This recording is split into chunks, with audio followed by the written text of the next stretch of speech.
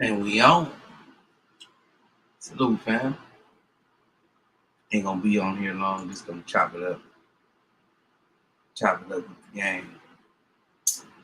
Chop it up with the family. See what's happening. Make sure y'all put your picks in.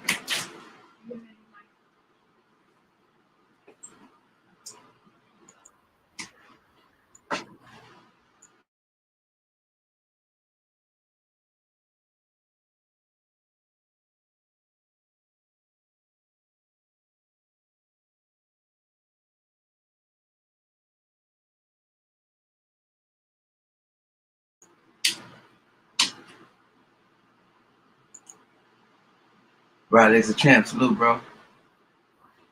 But yeah,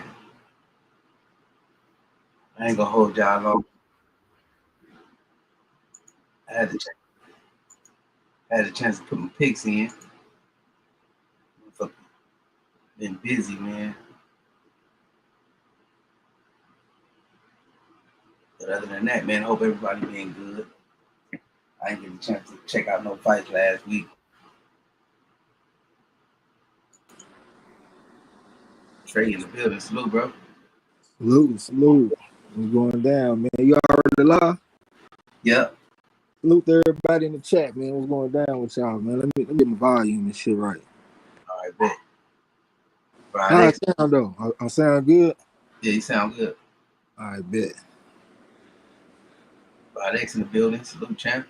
Said, what up, my people? Salute. What place you in on that Channel Ross, champ? Let me find the screen real quick.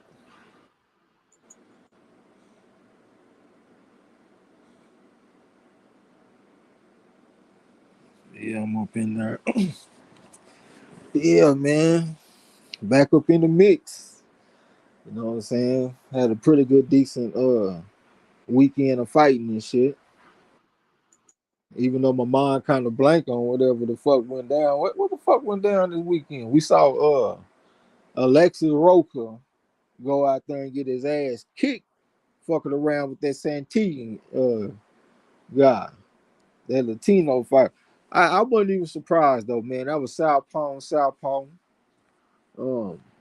That motherfucker Santillan, he was working with Robert Garcia. He got an amateur background. He like a 3.5. Roca, he a Olympian. I got him at a 4. That motherfucker Santillan came in and kicked his ass all over the place. I'm talking about a major league ass kick. Rod X the champ talking about he in 30th. All right. Go ahead and put your foot in the dirt and cut up field. I'm somewhere up in there. Yeah. I see it was a 4-way tie for second place. Yeah, man. We Block Fan was in the rankings this week. Gil Cole Marquez got a lucky bonus and got first. I had second with some more people. I know MZ and Derek Bailey now they had third. Yeah, it might have been some more people. Yeah, I'm 35th overall. Yeah. Rod X said he had Santillan in that fight. That was a good pick. They had Roca as a 7-1 favorite. I was seeing like minus 699. They had Santillan at plus 400. So if you would have bet on Santillan, you would have made you some money. As long as you stayed away from the prop bet. Because if you would have took him by decision, you would have lost. But if you would have took him by knockout, that shit paid 12-1. Oh, it was a knockout? Hell yeah. Man, that man went out there and beat the brakes off Roca. And I'm talking about a 5-round ass kicking. He was hitting that man with everything but the kitchen sink. Nigga, it was southpaw. Lanes is wide open. And Santillan making it look like that. At first, he came out throwing hard shots, just throwing bombs. And he was catching it, hurting him, dropping him and shit. And then his corner told him, man, all right, you're doing a pretty good job throwing all them hard knockout shots. Why don't you go ahead and start putting your punches together? Start working your combinations. And that's when he came back, start putting them combinations on his ass. I'm talking about he beat the brakes off Roca, bro. That was one of the surprise ass kickings of the year. Yeah, I picked him by majority decision too. You picked Santillan? Yeah. Yeah, he was undefeated, so I wasn't surprised that a few people picked him. Roker got that loss. He took a loss to Speedy Ellis. You know what I'm saying? So you had a guy with no losses going against a guy with a loss. But so, you know, it was gonna be a few people that picked him. But the favorite in the fight was Roker. And plus it was on Golden Boy. Santillan ain't even a Golden Boy fighter. I think he'd be fighting with Top Rank. And they put that shit together. He went over there and whooped the shit out of Roker. So that's why I don't like. They don't like doing cross promotions, huh?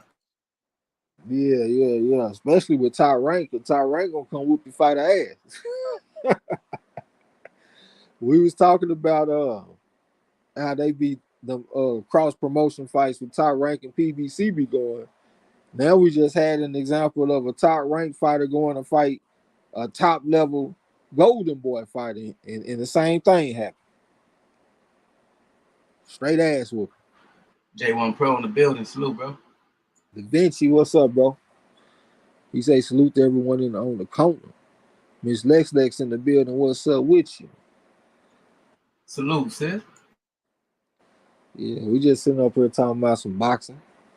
Yeah, that was a shocker. You know what I'm saying? I wasn't really too surprised that the guy won because, like I said, it was a 3.5 going against a 4. It's just the fact that he beat the brakes off of him like that, like kicked his ass all over the place, like it wasn't even competitive. You know what I'm saying? Like, and look, it wasn't no layoff or nothing. Alexis Roker, he been fighting on a pretty consistent basis. Actually, those two fighters are two fighters that we've been betting on pretty regularly. You know what I'm saying? Because they fight regularly, and plus they put them in there with decent competition. So there ain't been no layoffs or nothing. And that man just went out there and got taken behind the woodshed. Hyphy in the building, what's up with it? It's always good when that mark ass motherfucker come through because he helped with the recap of all the fighters. I probably need to start writing that shit down, man. So I don't need nobody to remind me of the fights to talk about. Ivy, salute, bro. Yeah. What other fights we had this weekend, man?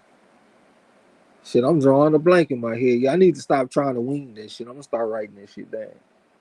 I know one thing, man. I'm thinking about changing my mind on Benavidez and Andrade.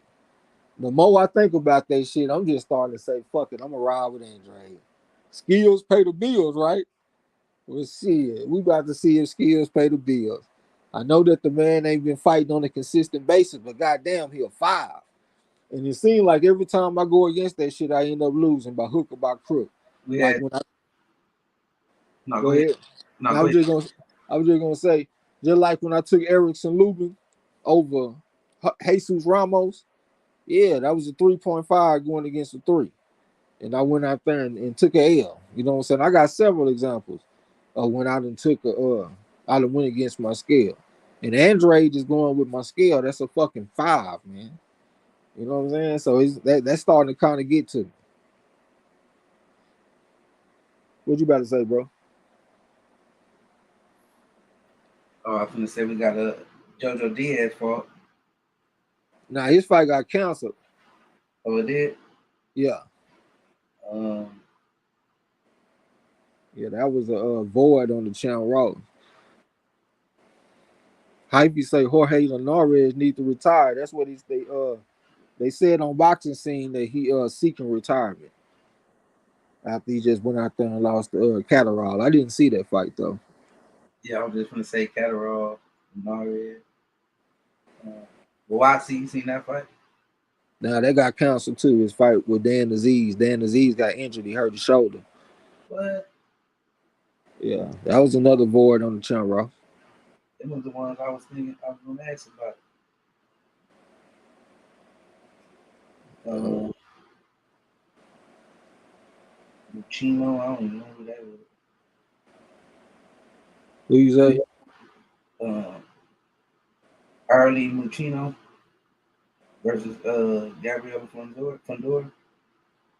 Oh yeah, Gabriella went out there and stopped in like 5 rounds to win the championship. I didn't see that one either, but I saw the results. David Stevenson versus Joe Sean James. Joe James went out there and got a first round knockout over that motherfucker. David Stevens is you could really say he like a foe. I probably give him like a foe because he fought at the Pan American Championships, not the Pan American Games, but the Pan American Championships, and he won gold. That's an international type of tournament. You know what I'm saying? He down there fighting them Cubans and all the motherfuckers. He already was winning national championships in the United States, got like 200 amateur fights. He went out there and fought Joe Son James, and Joe Son James is one of the most underrated fighters in boxing. He been fighting 3.5s on the scale and beating them motherfuckers. He just beat a foe. You know what I'm saying? In the times where he got 2 draws, but those were robberies. You know what I'm saying? Like he be really deserving to get the victory over these dudes. And he went out there and got the first round knockout. But I will say this though.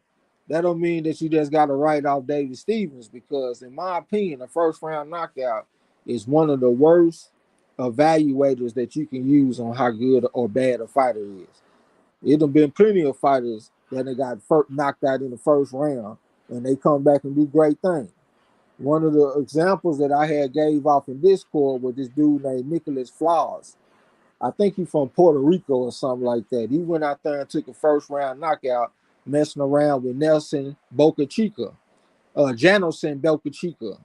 And then 2 fights later, he went over there and knocked off one of them youngsters. I can't even remember the name of this youngster. He one of them highly touted young American prospects though. And he went out there and got the upset victory over this dude. But everybody wrote him off because he took a first round knockout before. It have been fighters in the past that have took first round knockouts. Like sometimes a fighter just come out cold. And just because a fighter come out cold and he get knocked out in the first round, that don't mean he's trash. He can come back and do great things. Like look at Lubin. You know what I'm saying? Lubin got a first round knockout loss to Jamel Charlo. And he done came back and got some solid victories. Whether you agree with all of them or not, he got some solid victories. So we ain't gonna write him off. Dr. Sophie, salute, fam. Uh, Rodolfo Rivera Jr., salute, fam. What's happening? Jesse Salute, X there in the building, salute. What was happening? salute. Hey, you Just seen that, Tim Zoo fight? yeah. What you thought about? What's your thoughts on that one? I mean, that man Tim Zoo is getting real dangerous, man. Tim Zoo, he looked very comfortable in the ring. Some people felt like they felt he was too basic and stuff like that, fighting in a high guard, stepping to the guy. But to me, he looked real comfortable in that ring. He looked like he could go, he could fall asleep in a dentist chair. Just real comfortable, stepping to the dude, put that mental pressure on him, constantly being in his space, making him uncomfortable, letting the dude throw his hard shots so he can use that energy. And then he will come back with his own shots, like towards the second half of the fight, like after the first 4 rounds. He started putting his offense together.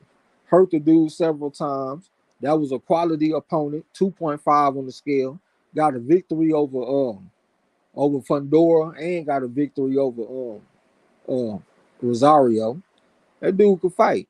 You know what I'm saying? And Tim Zoo went out there and put together a hell of a fight on him, in my opinion. What you thought about that shit? Yeah, I thought he showed he had a decent chin. He was getting caught a lot.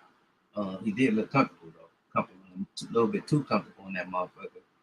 And I think that was the factor because Mendoza started to get wear now. And he started to get beat up.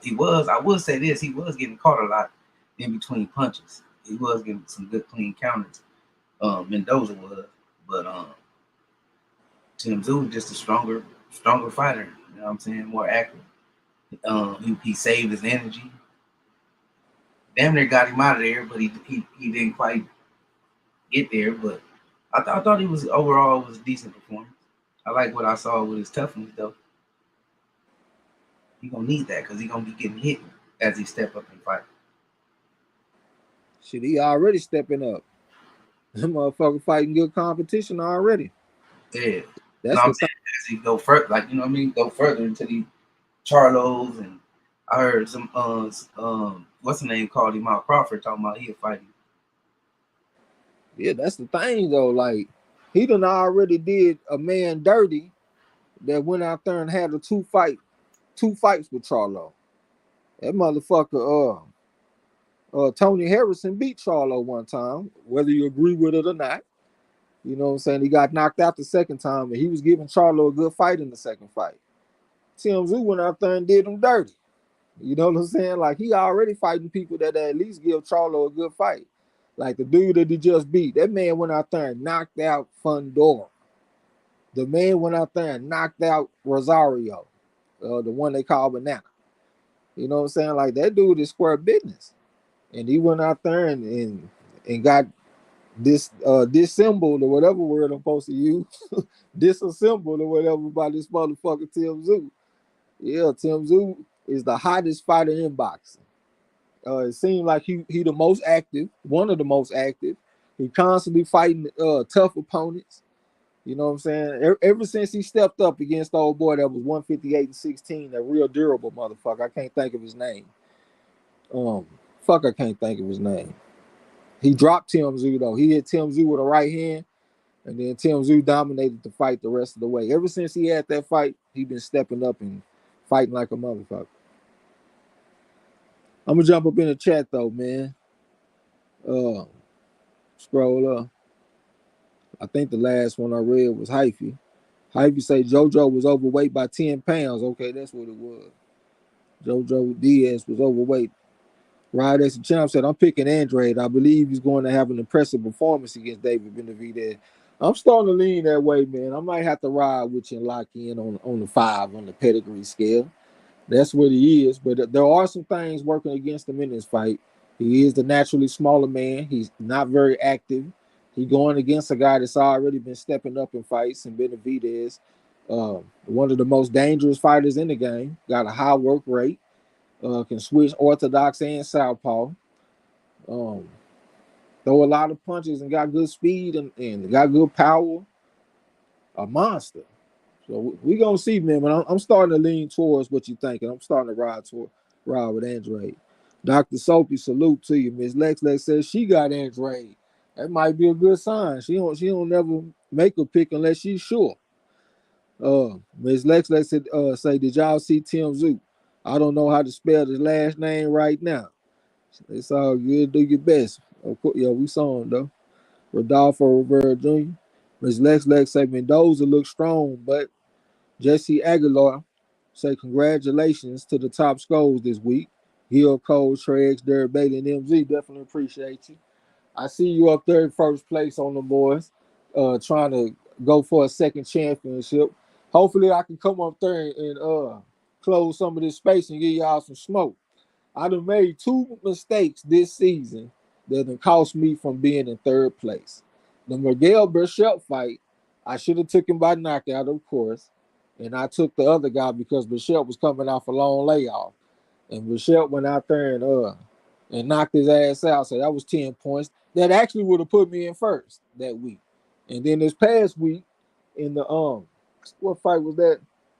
The Scrappy Ramirez fight. I took the motherfucker by decision because I overlooked some shit. Them 5 points right there cost me from being in first place this week, and I would be in third right now. But we about to get it together, make it all come together like Mayweather. You know what I'm saying? Ms. Lex say, he looked very comfortable out there. Yeah, he looked very comfortable, man. A comfortable fighter is a dangerous fighter. A comfortable fighter can make you miss by a centimeter. Uh, Motherfuckers that ain't as comfortable in the ring, they try to make you miss by a mile. When you make a man miss by a mile, it's kind of hard to come right back with something. So the fighters that's comfortable that can make you miss by an inch and come right back, those are very fucking dangerous. They have you scared to throw. You know what I'm saying? Rod X said Zoo is all steak and no sizzle. I had saw an interview. I was talking about this shit on MZ channel. I saw an interview with Tony Harrison, and he was talking about his experience when he fought against Tim Tszyu. he gave an account that actually goes against what you said. Tim Tszyu got more sizzle than you think. He talked about that exercise he does when they be throwing up them quarters and they be catching them quarters real fast, working on his reflexes and stuff. He said that part of his game would catch you off guard. The way that he able to make you miss and make you pay and hit you with shots that you don't see coming. And he said when you training for Tim Tszyu, instead of training for a real strong fighter, train for his speed. That was his advice to other fighters that might go against Tim Tszyu. And that was interesting to me because that's not something that we really see on the outside looking in. Gil Coles, that's my competition this week. He got first place in the Champ Ross last week. Say salute, season 18, week 3, champ in the house. Nigga, I say mouse in the house. Nigga, that's what's in the house. I'm about to go out there and take Curry this weekend. He done called me out. You know what I'm saying? I've been trying to let him make it. I'm about to go out there and put him in his place. Gil Cole, salute, bro. St. Cruz and salute, fam. What's happening? He got lucky last week. He gonna come in there and get that bonus. And that's how he got first place. Without that bonus, you got 85 points. I would have beat you, sir. I'm gonna go out there and take care of you this weekend, though. St. Cruz and salute OG. Said Andrade is a very live dog. Absolutely. That's a 5 on the scale. Rod X Champ said I stand corrected. I mean, shit. Yeah, I mean, I guess you kind of do. We gotta give the right away to the motherfucker that done been in the ring with him before. You know what I'm saying? So he definitely would know better than us. Miss Geneva Warren in the building. Top 5 dead or alive. Salute, sir. The baddest lady in the land. She number 5 overall. Back in her rightful place. She say salute Marlo and Trey X and everyone in the corner of my boxing fam. Definitely appreciate you coming through. You hurt my feelings though, because you said congratulations to everybody that placed in the Champ Ross last week except for me. I got second place. I was tied for second. You know what I'm saying? So yeah, let me go ahead and get my little old shine too. Rod X said Harrison would know better than anyone. Yeah, for sure. He done went out there and went 9 rounds. I guess maybe not better than anyone. I guess we could say Terrell Gausha might know better than anyone since he went the most rounds with him that I can think of. They fought 10 rounds. Well, maybe this guy he just fought. They just went 12 rounds. Never mind. So I would say that guy probably know better than anybody because he just spent the most time in the ring with him. You know what I'm saying? So what other fights that we got that was last week that we could talk about? Some fights that's coming up. You said some fights that's coming up or some ones that already happened? Either or. I know Isaac Chamberlain went out there and got a big win this weekend. He went out there and beat the undefeated Michael Lawal. I think that's the brother of that heavyweight. Martin Bacoli, I want to say. I think they're like half brothers or something. But that was a good win for Chamberlain. You know, Chamberlain had been in there with some good fighters. Like Chris Billiam Smith. I can't remember the other guy that he was in the ring with that was pretty good. I think Richard, no. It was I want to say Coley, not a Coley. Yeah, Lawrence Coley. Yeah, Lawrence Coley, I want to say. Chamberlain had been in there with some good fighters, and he went out there and just got him a win. You know what I'm saying? So salute to him. Hey, that 53-year-old I told y'all about too, he went out there and got a win this weekend. I said we were stuck between a rock and a hard place because it was a 53-year-old man named Farad Arslan. He fought this dude named Eden Puhalo, and the 53-year-old man went out there and got the victory. He was also the promoter of the event. It was real hard for me to make my mind up. The 53-year-old was actually the underdog in the fight, and I just said, "Fuck it, I'm taking the 53-year-old." You know what I'm saying? This is his event. He is the promoter of the event. I'm taking him. Fuck it. And plus, he a former champion too. He done been in a ring with some good fighters, like Virgil Hill and shit like that. Like he old school like that, fighting Virgil Hill. You know what I'm saying? So salute to the 53-year-old man. Got him a victory. Hey, OG wasn't in that ring playing with nobody, huh? Nah, he stopped him too. He stopped his ass in like 6 rounds. He very strong though, man. I can't be too surprised. I mean, of course I picked him, but at the same time, I saw one of his fights when he was 50, and he looked strong as fuck. Like he fight behind a strong high guard. It's almost like a cage or something, and he put hard shots on his opponents. So I was like, well, his style is not really relying on reflexes.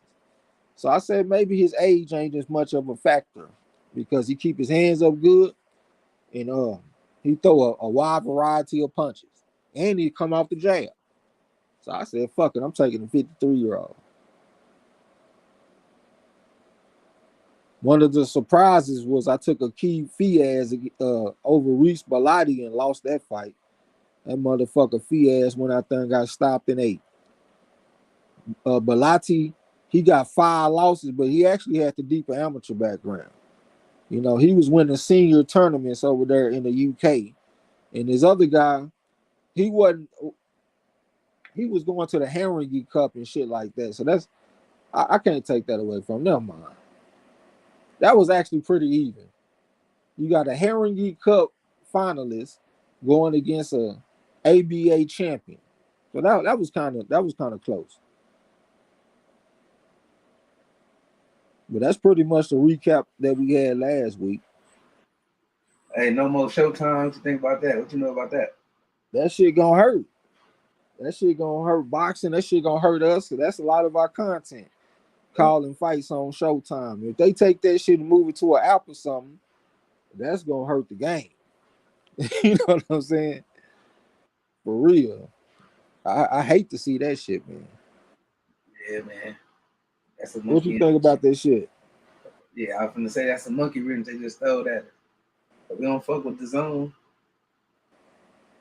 And Showtime was our main, you know what I mean, main events that we fuck with. That's gonna Yeah, hurt. Yeah, that's gonna hurt. we But that's still got top rank, but man, hopefully they get a TV deal. yeah.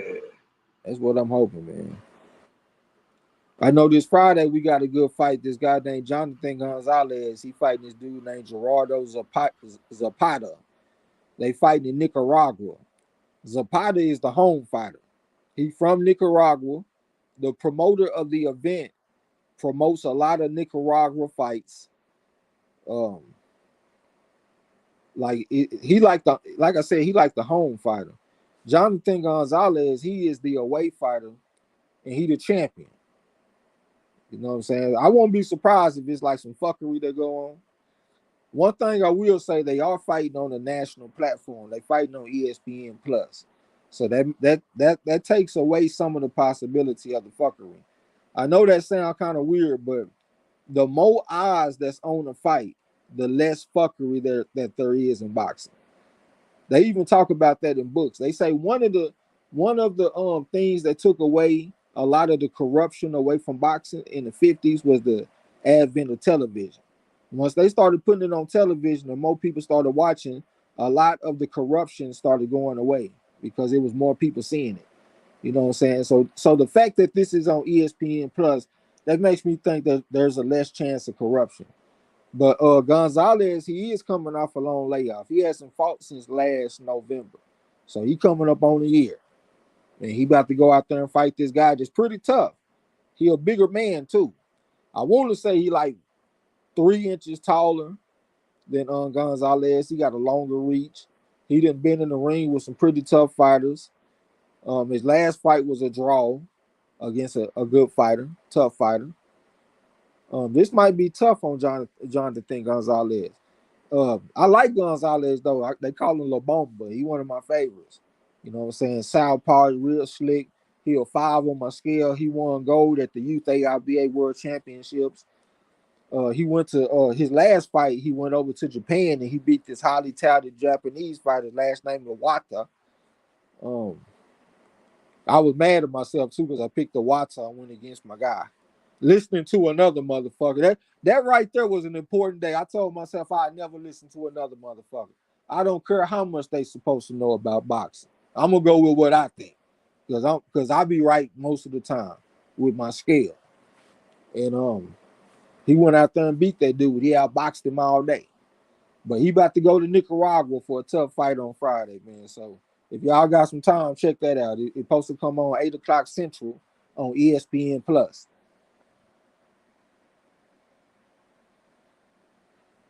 So some of the fights we got coming up this weekend, we got Karen Chikadze and going against Pietro Rossetti. That's going to be a pretty decent fight. Pietro Rossetti, they call him the murderer or some shit. I can't remember what they called it, motherfucker. It's a real tough sounding name though. And he tough. He come and throw a bunch of punches, keep his hands up good. He one of them strong, compact type of punches, type of fighters.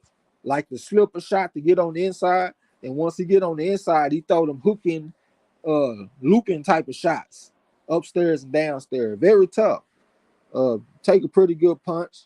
He going against Karen Chikadze, and that's the guy that went the distance against Bruce Ennis. That's a fight that I predicted too. I took Ennis by decision. He beat him by decision. But Chikadze a pretty good fighter, man. So that's one to look out for. We also got Fabio Wardley versus David Adelaide. That's going to be a great fight. Fabio Wardley is one of the most exciting fighters in all the boxing. He ain't got a deep amateur background or none of that shit, but he know how to move his hands. He throw with a lot of power and he throw combinations. He get to putting them hands on you, you got problems. You got trouble. You know what I'm saying? So that's going to be a good one. D-Lo, salute, bro. D-Lo in the building. What's up, bro? I still got to look up some of these motherfuckers, though. I ain't going to even lie. Like, I recognize the names and some pretty decent fights, but I got to go look them up. Like, we got this Arslanbek Makhmudov versus, no, that's not the one. I mean, Joseph Parker versus Tommy King. That's going to be a pretty decent one right there. Carlos Tacon versus Martin McCauley is an outstanding fight based off of Carlos Tacon's last fight when he went out there and beat that French motherfucker. On the Brown, salute, sis. Amazon Angel in the building. What's up with it? I was just thinking about you. What's going down? She is tied with me on the channel, Ross. We both running mates. You know what I'm saying? She was in the top 10, but she kind of slipped back a little bit in this last week, so she got to come back with something. But she is in 11th place, man. And I told her that I know that she got action at least 20th place. And I know some of y'all probably think, man, you be helping her. I have not helped this woman with now pick. The only thing that I will say that I did is early on when she first got in, she was like, she would pick like a lot of decisions, and I told her that she needed a little bit more balance as far as decisions and knockouts. You know what I'm saying? That's all I did. That's all I told her. I didn't tell her what to do with none of that shit. And she make her own picks. And she been doing extremely well. So salute to her. She whipped Gil Cole's ass. I appreciate you, sis. I think Gil got overall they had the 3-fight series and Gil Cole got a 2-1. You know what I'm saying? But I got him this weekend. He done called me out. You know what I'm saying? So we about to see what to do. I'm definitely the favorite. As long as he ain't going crazy getting bonuses, I'll beat him. Hey, did she take down Eric R too? Yeah, she whooped just about everybody's ass except for Gil Cole. He the only one that beat her. Everybody else got their ass whooped. Yeah, Carlos Tacon versus Martin McCauley is a great fight. We got O'Shaquie Foster versus Eduardo Rocky Hernandez. I got to look up that Hernandez guy, but it's good to see O'Shaquie Foster back in action, so I'm looking forward to that. Justice Hooney stepping up against Andrew Tabiti. That's a very interesting fight. I still got to go look them up and shit and see what's going on with the layoffs and all that kind of stuff, but that's definitely a good one to look forward to also. So that's son, salute, bro. What's happening? The Kane in the building. What's up, bro? What's going down? I'm gonna jump in the chat. Rodolfo Rivera Jr. said, "Have y'all seen the undercard of Tyson Fury versus Ngannou? Bunch of heavyweights on there. Okay, they got a a true boxing fan friendly undercard. I'm gonna have to go check that out. I ain't seen it, bro. I appreciate you saying something. I know we got a pretty big weekend though. We got like 4 major boxing cards. We got 2 on Friday and 2 on Saturday. So this is like a pretty big weekend for boxing. Most of the shit is on the zone and all that kind of shit, but it's a big weekend though. I'm gonna have to holler at my boy Yasa and get a link. You know what I'm saying? Rod, there's a chance. So what are y'all thoughts about Showtime? We talked about that. Miss Lex said Haney and Regas program. Man, the more I think about that fight, man, I'm really starting to lean toward Prograde, man. I know that Devin Haney probably should be the favorite, even though it just seems like that's what I'm supposed to say. Like I'm supposed to say Haney supposed to be the favorite. But it's like, why? Why should he be the favorite? He ain't look like no indestructible motherfucker. He moving up from 135 to 140, and this is his first fight at the weight class with no acclimation process. He don't know how it feel to be getting hit by these 140s.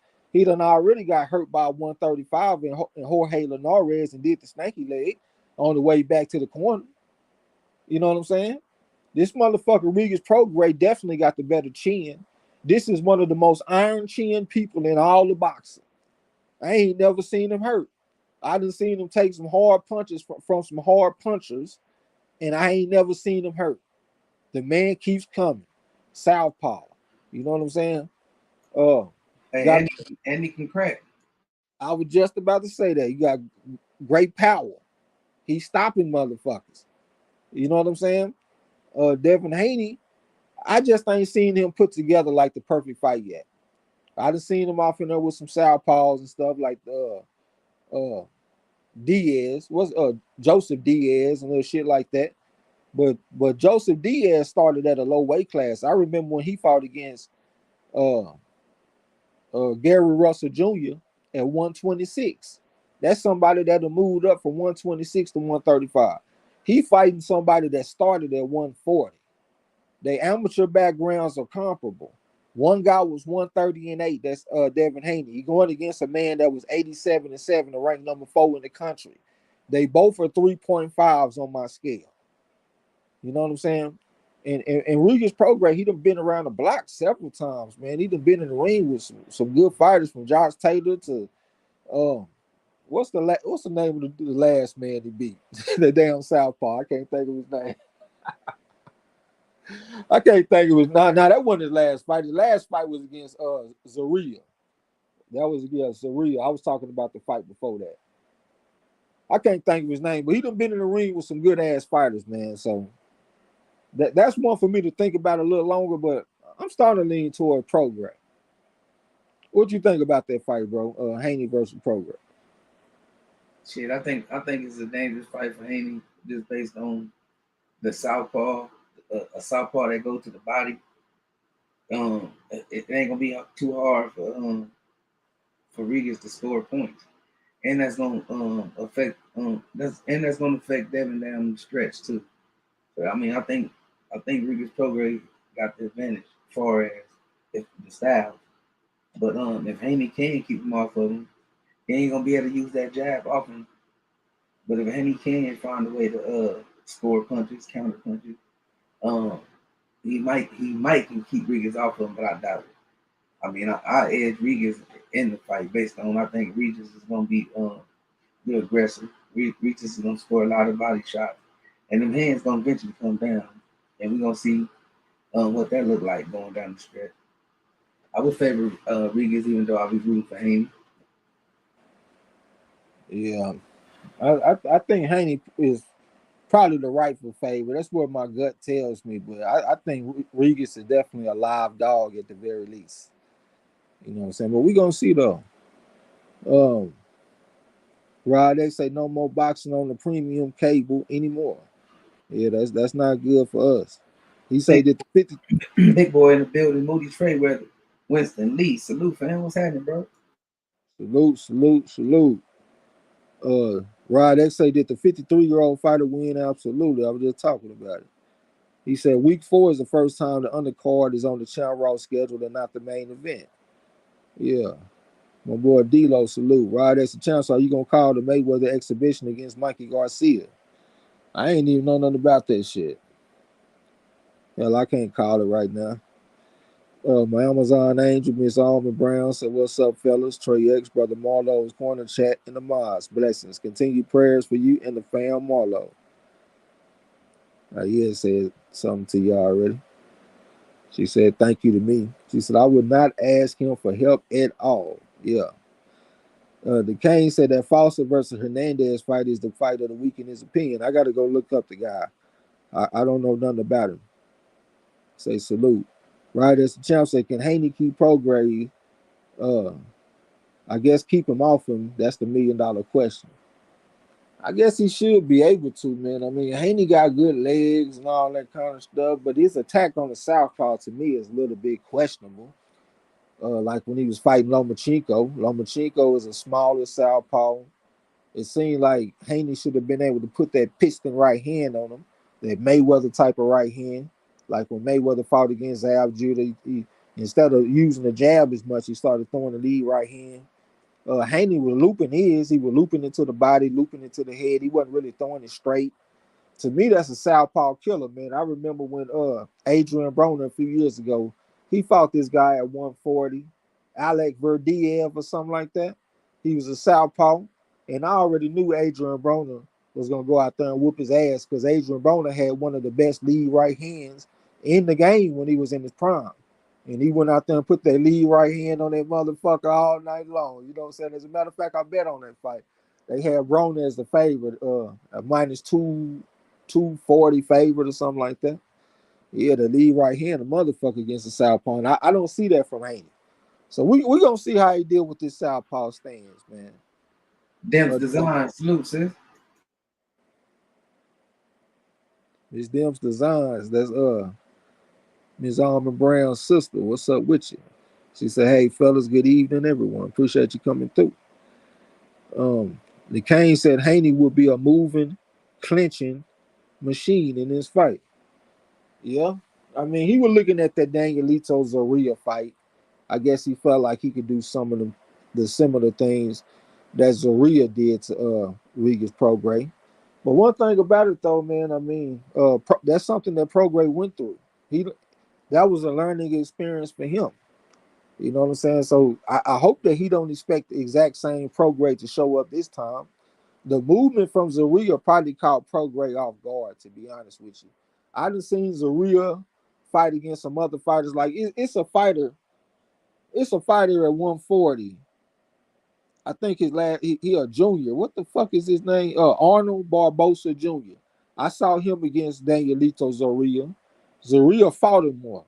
And also Zorrilla is a 4.5 on the scale. He is a Pan American Games silver medalist, and he done some other shit. I think, no matter of fact, he won bronze. He's a Pan American Games bronze medalist, and he done been in the ring with some other good fighters too. And he don't normally do as much movement, so that movement that he put on Haney, I think that caught him off guard a little bit. So I think he'll be more ready for it this time. Big Boys Boxing said MARLO'S Corner. If you want to get rid of that heart on the chat, go to the stream settings on YouTube, click customization, scroll down and uncheck live reactions. All right, that's what's up, man. That shit do be getting in the way. Right as the champ said, that's a rumor that Showtime is having a pay-per-view featuring Floyd versus Mikey Garcia, Thurman versus Stan Jonas, Danny Garcia versus Laura. Okay. Floyd got to work his mark ass up in there, huh? That would be a hell of a card, though. Thurman time is up. That motherfucker Thurman about to get his ass hit when they fight against Stan Jonas. I feel sorry for my boy Gil Coles, man. Square business. Ooh, that's good. He been supporting this man, Keith Thurman, for a long time. That is the biggest Keith Thurman supporter I know. And his time is up. Stan Jonas is about to beat the brakes off Keith Thurman. Telling you that right now. Both of them coming off a long layoff and all that kind of stuff. But man, Keith Thurman is about to get whooped. This motherfucker Thurman is a 3.5. Stan Jonas is a 4. Stan Jonas 141-19 Olympian. This motherfucker Keith Thurman 101-6 national champion. We ain't gonna take that away from him. But he passed his prime. This motherfucker, Stan Jonas, is still on the way up. Like this, I think he at the wrong place at the wrong time. He about to go out there and get his ass kicked. That the Kane says Zoria's movement definitely caught Regis off guard. He said that in a couple of interviews. He didn't expect that from Zoria. Okay, that makes sense. But like I said, if you pull up the tape and you look at Zoria, you don't see that much movement from him. But having a deep amateur background, he has the option. You know what I'm saying? It's just like Sean Porter. You know what I'm saying? Sean Porter was 276 and 14, something like that. And like a lot of the time when you see him fight, you see him coming forward and fighting real aggressively. But then sometimes, like when he fight against Ugis, he can take a step back and he can box you a little bit instead of using that same style. So when you got that deep background, you got options. And that's one reason why I respect the game so much as far as the amateurs. Because you learn so much. You see so many different styles. You can take a little bit here, take a little bit there, and make yourself into a complete fighter.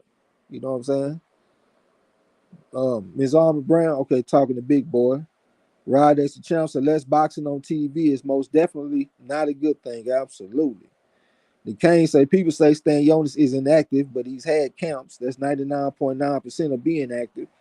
I mean, that's that you can say that. I don't agree with that. You gotta have fights. You gotta be under them lights.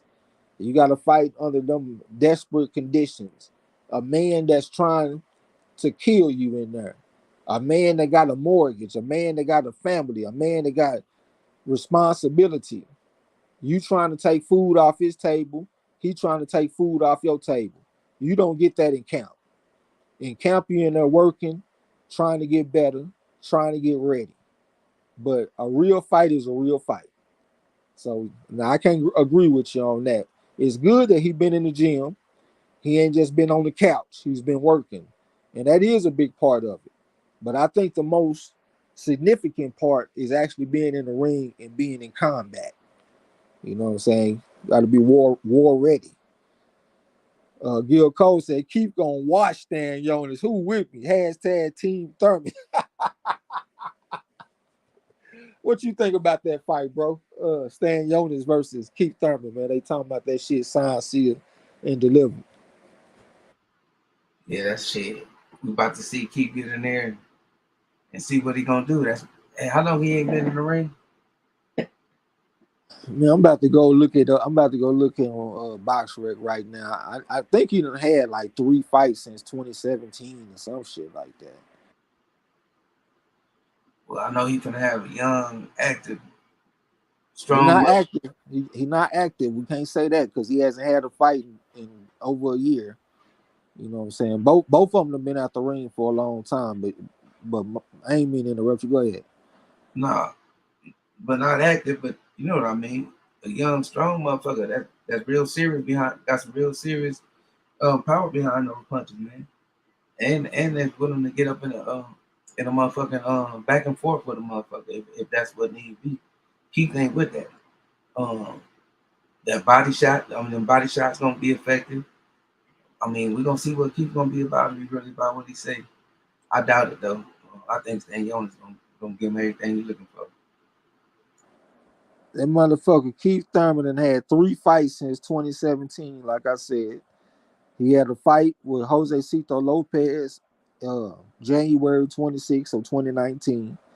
Manny Pacquiao, July the 20th of 2019, and Mario Barrios in February of 2022. So that's 3 fights since 2017. Um, not active at all, not dominating hardly no opponents. Like he beat Jose Cito Lopez by majority decision. Manny Pacquiao, of course, he lost by split decision. Mario Barrios, he did beat him by UD. And he had wide scores in that fight too. So I'll give him some props on that.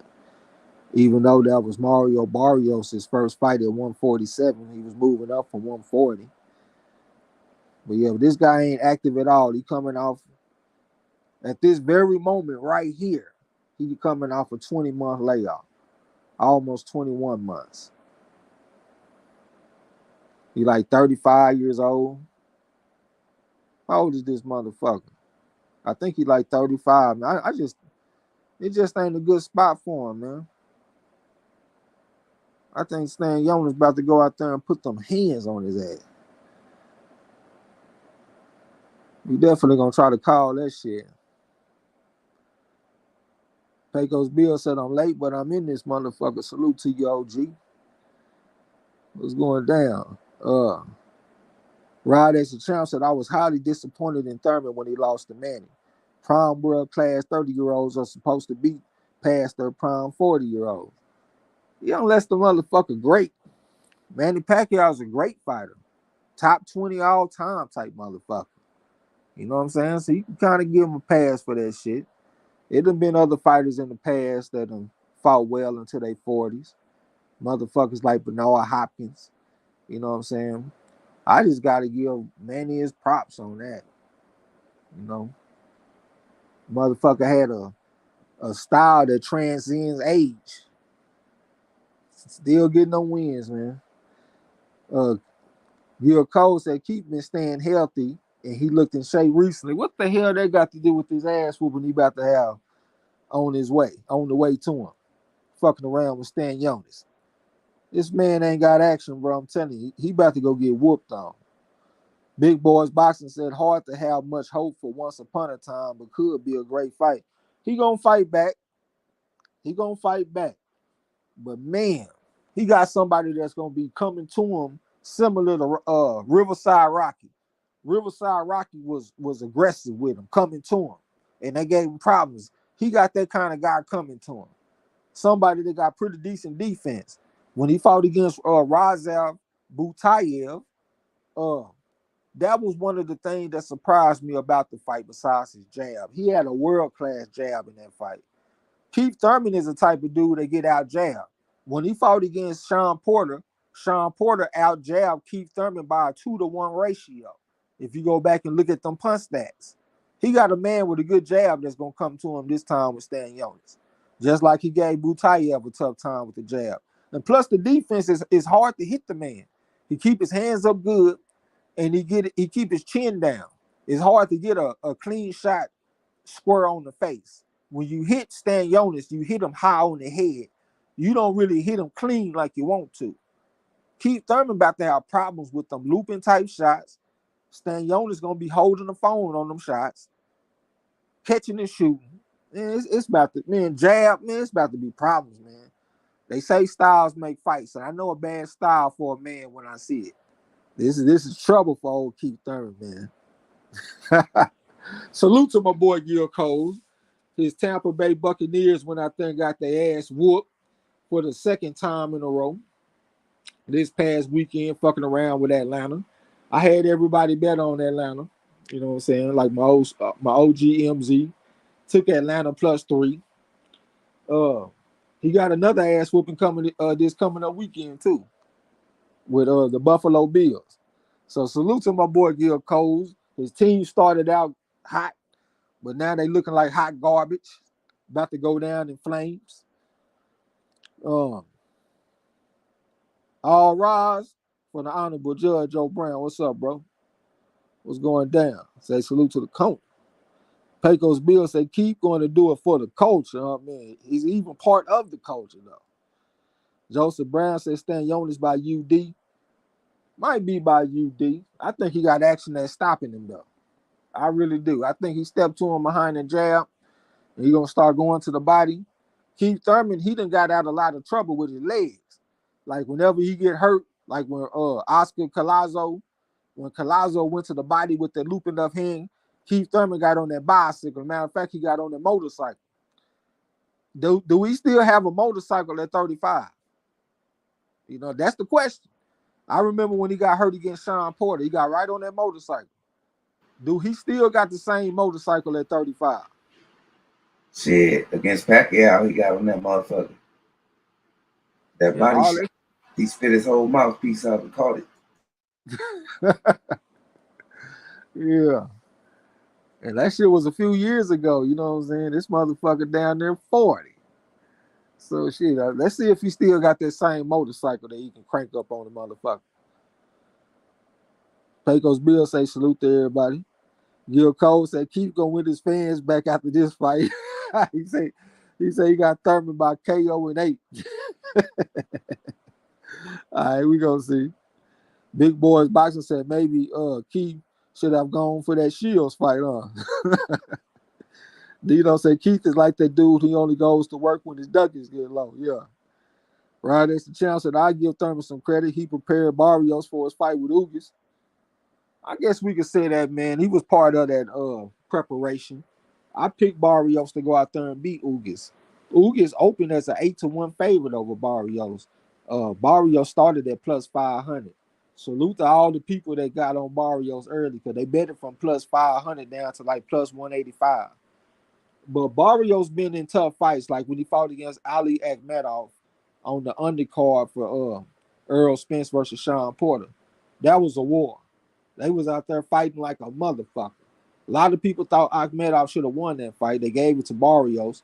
But Barrios done been around the block a few times, man. He done been in the ring with some good fighters, and he fight back. I saw an article this past weekend from the Janibek fight. Janibek, he said the worst thing about his opponent that you can say about an opponent. He said that we knew that he wasn't going to fight back. That was the quote that they used in the title of the article. Janibek says he knew his opponent wouldn't fight back. That's the worst thing you can say about somebody, that you know that they won't fight back. Barrios will always fight back. So yeah, I got respect for him. I knew he was gonna go out there and whoop his ass. That was a bad spot for Ugas. Dilo said Pacquiao is a great. That motherfucker Thurman just good. Absolutely. Dilo said I got Stan Jonas over Thurman.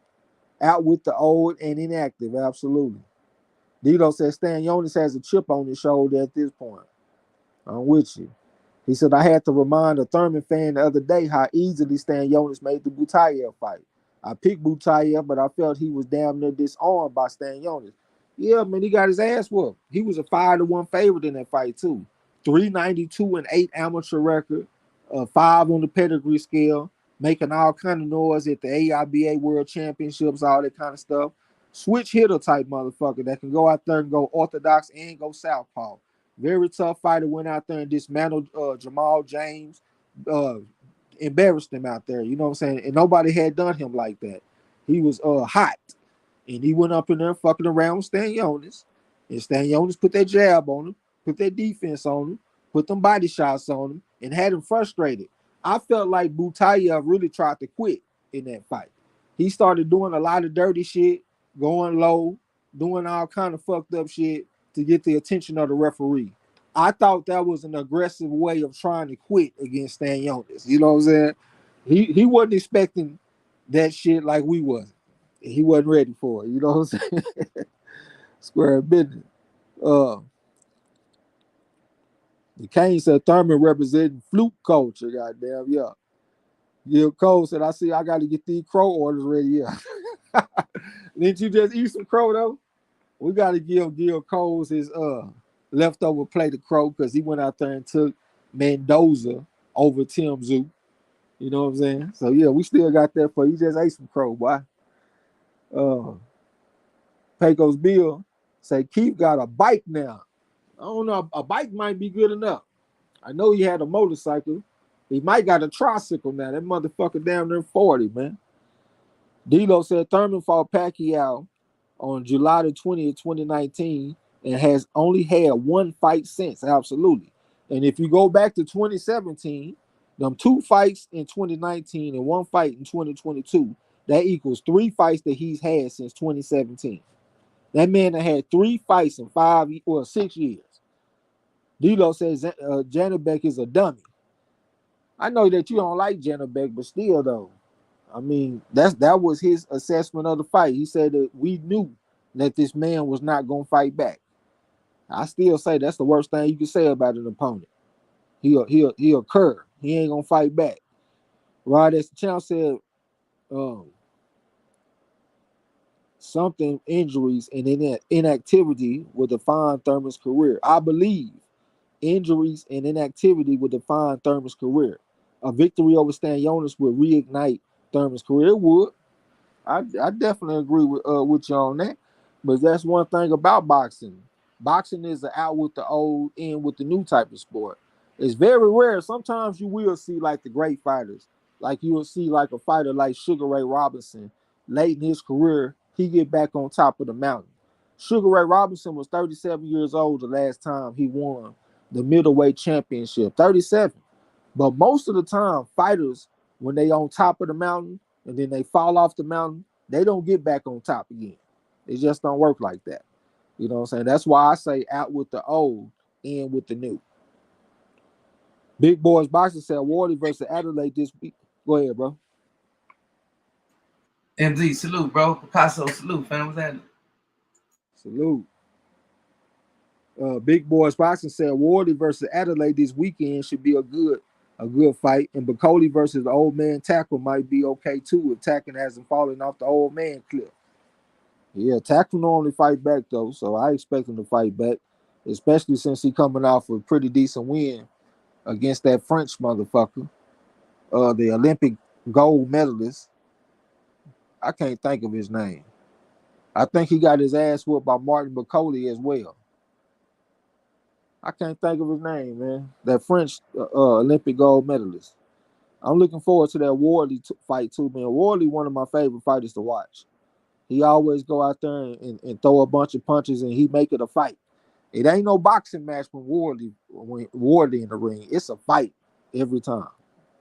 Dilo said he needs a PR person. All right. Dilo said, yeah, he got warned a bunch and got at least one deduction versus Stan Jonas. Yeah, he did. He started getting dirty. Like I said, I thought he was trying to quit. Picasso say salute. Everyone in the house, salute to you. Dilo said, yeah, a few of them years, Thurman had the same amount of fights as most of us in the chat, huh? Winston Lee, salute to you. Tony Yoka, yeah, that's the French motherfucker.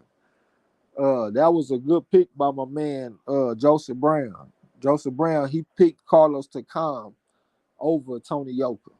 I took Tony Yoka because he a 5 on the scale, even though I didn't necessarily feel like he deserved it, because I felt like Joe Joyce and Filip Ergovich, I felt like they were better than Tony Yoka in the Olympics. You know what I'm saying? But yeah, Tony Yoka. Dilo says Stan Jonas is nice, but I don't want to hear you predicting first round stoppages with one hand behind your back over Eubank. But I went to the brink versus Bentley just a few fights ago. Hold on, it seemed like you done put two fighters together. Stan Joseph Jonas. Brown, salute, bro. What's happening? Nick Walter, salute, fam. Yeah, you talking about Stan? You saying Stan Jonas, but it seemed like you should be saying Janabek. He said, yeah, there you go. Janabek, now Stan Jonas. All right, Janabek is nice, but I don't want to hear you predicting first round stoppages with one hand behind your back over Eubank, but went to the brink versus Bentley just a few fights ago. I'm with you. And Bentley ain't got no deep amateur background either. Joseph Brown said Tony Yoka is straight ass juice. Yeah, that was a great prediction. I had went on the road with Tony Yoka. Picasso said they had a nickname for that French guy in the Olympics, but I can't remember. She probably was a fraudulent home cooking receiving motherfucker, because that's what it was. Anytime you watch the Olympics and you see home country fighters, like wherever the Olympics are being held, fighters from that country winning, you always kind of got to take that with a grain of salt, because there are a lot of politics, corruption, and home cooking in the Olympics. Nick Walters, salutations, salute to you. What's going down? Dilo said, I would never pick Yoka again. I will pick a draw first. We already don't like taking French fighters and shit anyway. We always say fighters from France, if they come from Germany, Italy, Spain, shit like that, they normally be weak as well water.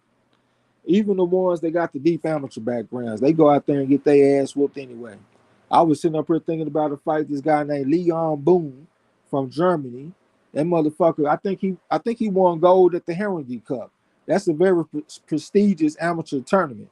He went out there and fought this dude, Padraig McCrory from the UK in Germany, and went out there and got his ass kicked. I got everybody betting on Boone.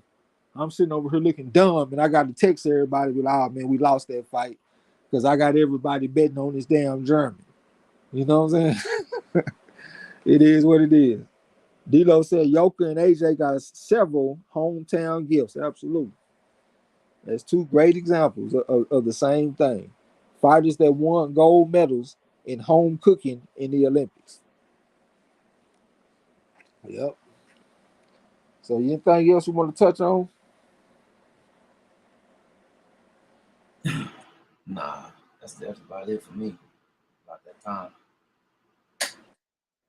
All right, man. I don't think we got nothing to call this weekend or nothing like that. Herb H, what's up with it, man? That's Gil Cole's partner. Salute, fam. Don't tell me you a Bucks fan and a Thurman fan. Everybody been talking about Texas, talking about we've been taking losses because of Earl Spence. It's because of them Charlos and shit like that. You know what I'm saying? Florida, y'all going through it too. This motherfucker Thurman about to get his ass whooped by Stan Jonas. Them Bucks ain't got nothing. Pretenders. You know what I'm saying? They about to go check out Marlowe team next. They gonna go to Buffalo and get the doors blown off their ass. Dito said, I see that old ass dude got that KO last weekend, served me crow. Yeah, he went out there and stopped him. I took him too. You know what? I actually almost changed my pick because at first I had KO 10. And I said, man, I'm going to change my pick, man. I'm going to go ahead and ride with the other guy because they had him as the favorite. I said, maybe I'm seeing this shit wrong. He might go out there and knock the old man down. But when I looked on BoxRec one last time and I looked at the old man, if you look down, it say promoter. And if you go to the event and you look at who the promoter is, it got his name on there. I said, man, I'm not about to go against this man on his own shit. This is his event. I'm not about to go against that shit, man. Gil Colco talking to his boy Herb H. We all we got.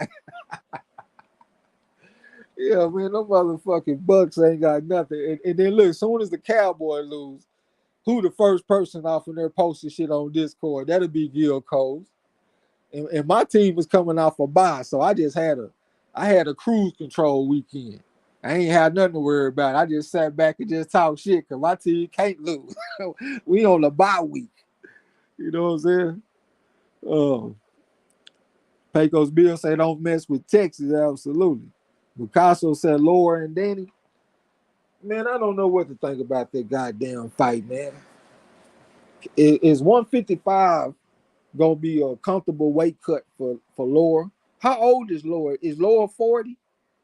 This motherfucker Danny Garcia, I mean, he is the younger guy, maybe fresher guy, I don't know. He moving up in weight and shit. Well, not too much. He did just have a fight at 154 against Benavidez. Shit, man, I don't know, man. I know Laura is high on the scale. I got him ranked as a 5. He an AIBA World Championship gold medalist back in 2005. You know what I'm saying? Very skilled fighter. Danny Garcia, 3.5, 107 and 13, national champion. So I got to give a slight edge to Laura right there. Laura, I don't know, man. You talking about Islandi? Yeah, Arislandi Laura versus Danny Garcia.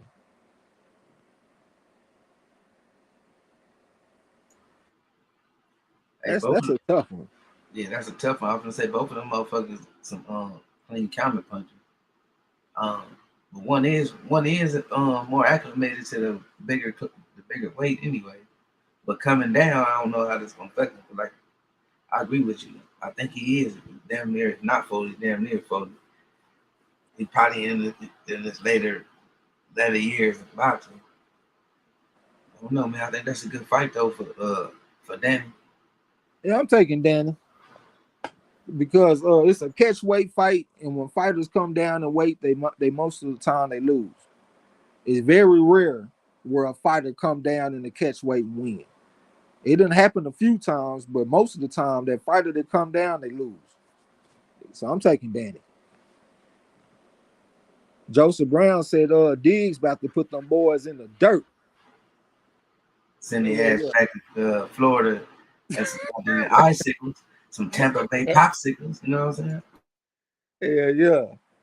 They might think they got action because the Bills coming off a loss on the road. That shit happens. Just like when the Eagles, when they win and lost to the Jets on the road, I wasn't surprised, man. That shit happens, man. I knew when they went back home they were gonna beat the shit out them Dolphins, and that's exactly what they did. The Bills is coming off a loss; they gonna be foaming at the mouth, blood in their eyes. And I know one thing: whichever team win, the loser gonna be on that motherfucker. Shout out to Bubba Dub channel. Trash. Like, motherfucker, so and so rolling over in their grave right now. Yeah, that nigga Bubba Dub a fool. Picasso said, which lords fight Danny anyway? Ezralani Lord. That Southpaw motherfucker. The Kane said, Lord finna put Beats by Dre on Danny. Nah, it's the catchweight, bro.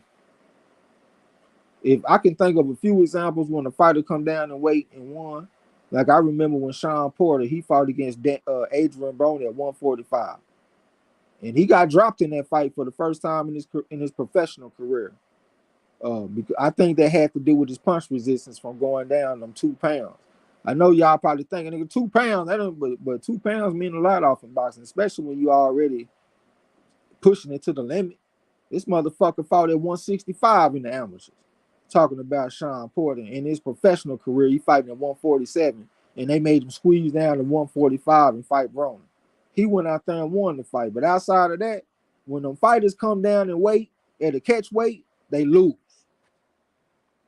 There's way more examples of fighters coming down and losing than there are fighters coming down and winning.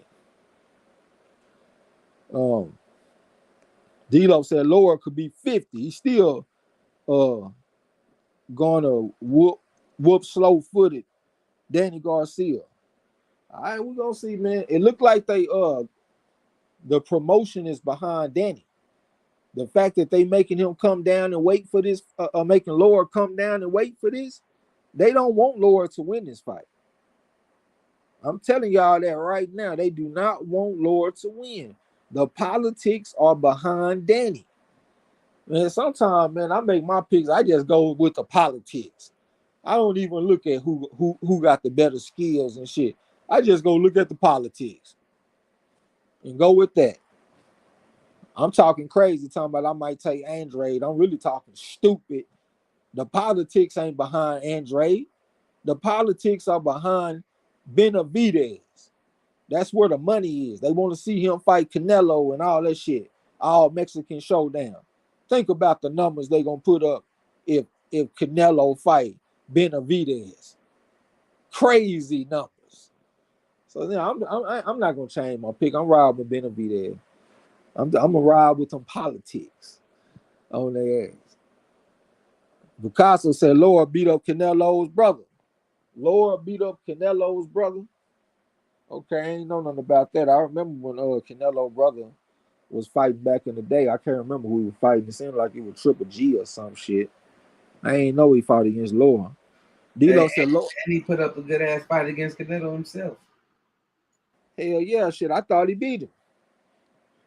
I thought he beat him. I watched that fight with my mom and shit. We both thought he beat Canelo. Went out there and outboxed him, but they gave Canelo credit for his aggression, coming forward and trying to make the fight. Laura did a little bit too much running. He'll move, and then put a combination, and it was too much moving in between shots. So he cost himself the victory, but the politics was behind Canelo, so he might not have got out of there with a victory anyway, because the politics. D-Lo said Laura hasn't fought since May of 2022, so he coming off a long layoff. Yeah, so what is that, about 17 months? Picasso said Angel said out his mouth His son don't know how to finish a fight, which is true. He get right there and let the guy back into the fight. Laura is in my 5 best fighters list, well rounded. Yeah, but he passed his prime and they're making him come down and wait. See, that's one thing that people tend to do. They ignore the variables in the fight.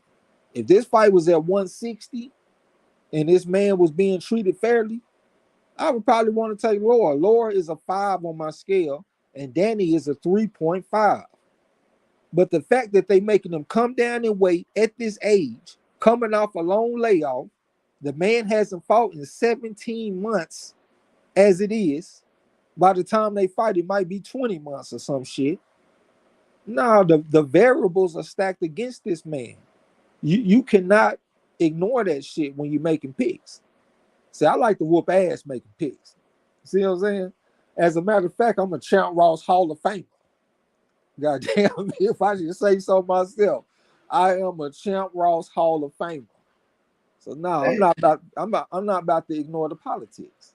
this that kind of fight though, that catchweight fight, it do favor Danny, and it'd be a knockout in that fight too, man. If I was to pick Danny, I'll pick Danny by knockout. I think it would be kind of tough to stop Laura, but the punch resistance might be going down. You coming down and weight and shit. If Laura was to get knocked out, those are the conditions to get knocked out. You know what I'm saying? Even though I still think it would be hard to stop Laura, because Laura is Laura. He's a slick, crafty southpaw guy.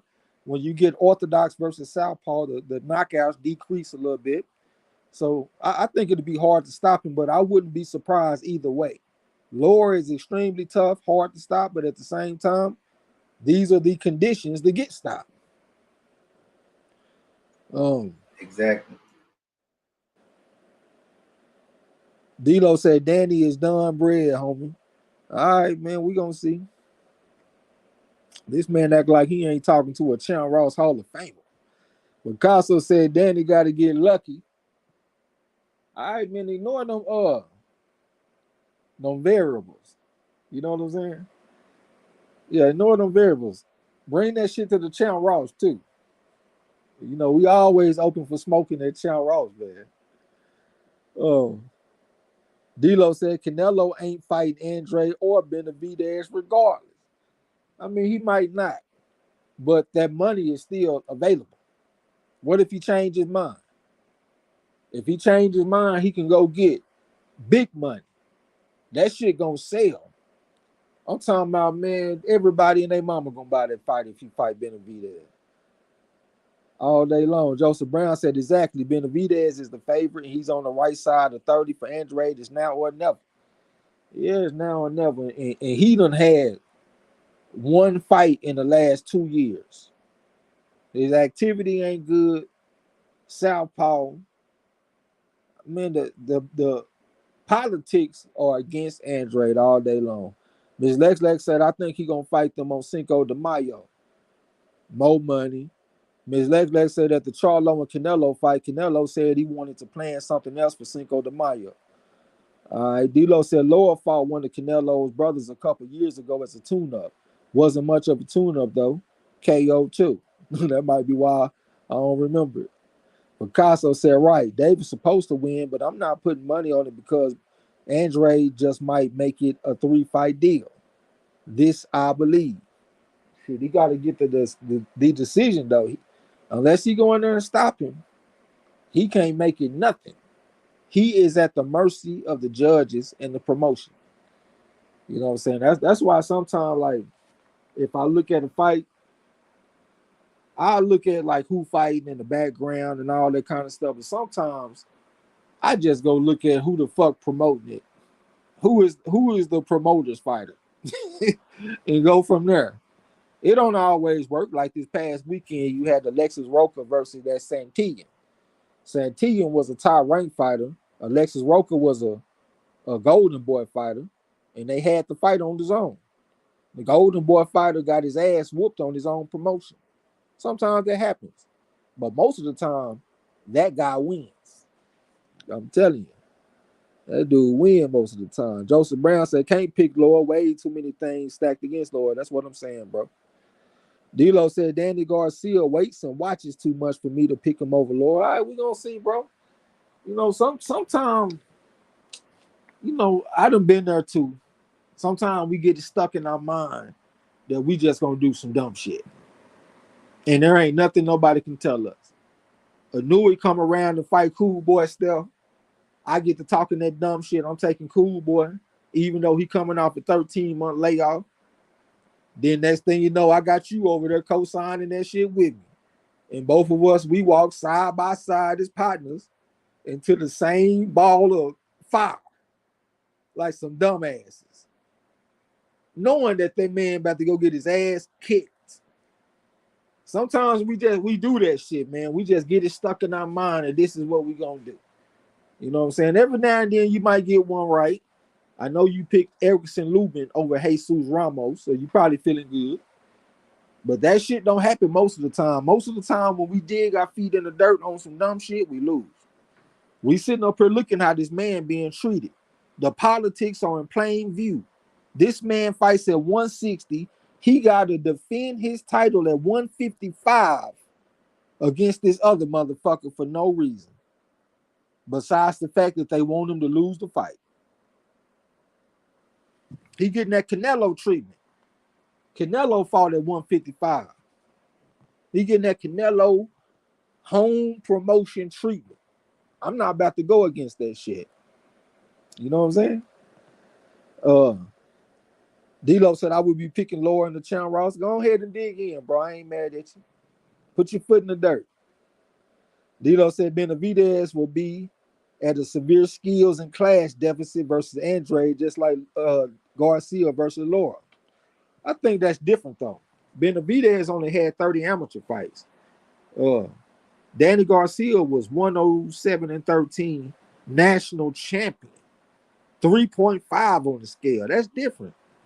He a lot closer to Laura than Benavidez is to Andre. Benavidez is literally like a 1 going against a 5 in Andre as far as pedigree goes. So I think those are different. D-Lo said, let's see what them two old dogs can get done with the deck stacked against them. All right, yeah, we're going to see, man. We definitely going to see. That motherfucker, Laura, is about to have a miserable training camp. He probably already have a challenge making 160. Now he got to make 155. And he coming off of, what we say, 17-month layoff or something like that? I mean, come on, bro. How many times do we got to take fighters coming off of long layoffs and take losses? I don't even know why I'm sitting up here pleading with you to take the right man. If you want to get your ass whooped on the Champ Ross, go right ahead. You got my blessing. You my nigga. I want us all to do good on the Champ Ross, but if you want to get your ass whooped, go on get your ass whooped, man. I don't know why I'm begging this man to be right. Picasso said Danny probably will have to do some walking down his opponents and throw hooks without looking. I'll give him a chance, though. One thing about Danny, man, the times that he done had to box in fights, he hasn't looked like a fish out of water. I think people be overblown with that. All he do is close his eyes and throw left hooks. That motherfucker got some pretty decent skills in that ring. It don't look like a lot of fighters because he got short arms. His reach is only like 68 inches. He 5'8". He ain't got that reach like a lot of them guys do, but he got some pretty decent skills in the ring. What you about to say, bro? Miss Lex, all right, we right behind you. Good night, sis.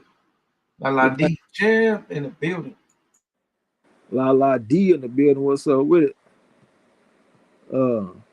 Joseph Brown said Laura is a setup for failure in this fight. That's what I'm saying. He's set up for failure, man.